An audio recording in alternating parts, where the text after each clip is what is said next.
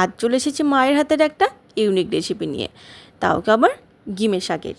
তোমরা গিমে বলো না গিমা বলো, এইটা কিন্তু গরম ভাতে দুর্দান্ত লাগে খেতে। আমার বাড়ি গেলে মায়ের কাছে আবদার, এটা কিন্তু বানিয়ে দিতেই হবে। আমাদের বাড়িতে কিন্তু গিমে শাক প্রচুর হয়, তাই মা কিন্তু এটা আমি গেলেই বানিয়ে দেয়। আর গরম ভাতে কিন্তু গিমে শাকের এই রেসিপিটা অসাধারণ লাগে। তোমরা যারা গিমে শাক খেতে ভালোবাসো তারা কিন্তু একবার ট্রাই করো। তো বেশি কথা না বলে রেসিপিটা শুরু করা যাক। এখানে আমি নিয়ে নিয়েছি 1 আটি পরিমাণ গিমে শাক, যেটা ভালো করে ধুয়ে পরিষ্কার করে নিয়েছি। আর নিয়েছি একটা আলু, যেটা ছোট্ট ছোট্ট করে কেটে নিয়েছি। 1 চামচ জিরে, ঝালের জন্য কাঁচা লঙ্কা, 1 টুকরো আদা আর কয়েকটা রসুন। আলু বাদ দিয়ে সমস্ত কিছু একসাথে পেস্ট করে নেব। এদিকে একটা কড়াই বসিয়ে নিয়েছি, কড়াই দিয়ে দিচ্ছি বেশ কিছুটা সর্ষের তেল আলুটাকে ভাজার জন্য।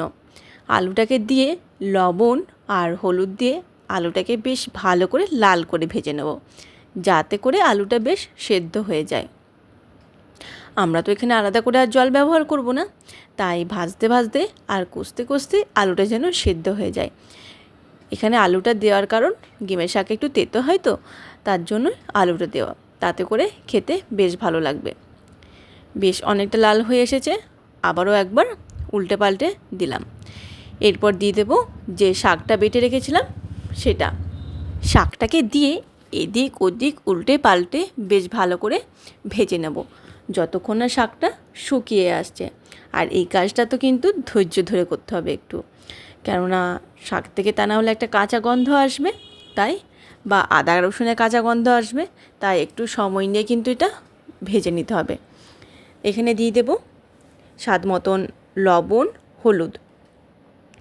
আর এটা কিন্তু তোমরা মিডিয়াম টু লো ফ্লেমে ভাজবে, হাই ফ্লেমে করলে কিন্তু পুড়ে যাবে আর খেতে একদমই ভালো লাগবে না।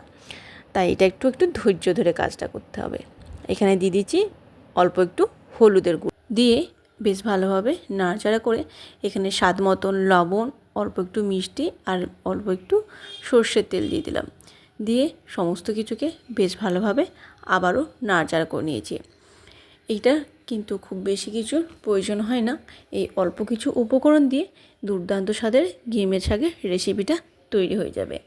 আর গরম ভাত দিয়ে এর জুড়ি মেলা ভার। আমরা সকলেই তো জানি গিমের শাক আমাদের শরীরের জন্য কতটা উপকারী, আমাদের বিশেষ করে আমাদের চোখের জন্য খুবই উপকারী। আর এই গিমের শাক আমাদের রক্ত পরিষ্কার করে। গিমের শাকের মধ্যে কিন্তু ভিটামিন সি থাকে, তাই এটা খেলে কিন্তু আমাদের শরীরে ভিটামিন সির অভাবটা পূরণ হবে। আর আমাদের কিন্তু সপ্তাহে 2 থেকে 3 দিন এই গিমে শাকটা খাদ্য তালিকায় অবশ্যই রাখা উচিত। তাহলে এই ছিল আমার আজকে গিমে শাকের রেসিপিটা। তোমাদের মন লাগলো কমেন্ট করে কিন্তু অবশ্যই জানিও। আর যারা গিমে শাক খেতে ভালোবাসো তারা কিন্তু এটা অবশ্যই একবার ট্রাই করো, আশা করি খুব ভালো লাগবে। তাহলে আজ এই পর্যন্ত, দেখা হবে পরের রেসিপিতে। তোমরা সবাই ভালো থেকো, সুস্থ থেকো, ধন্যবাদ।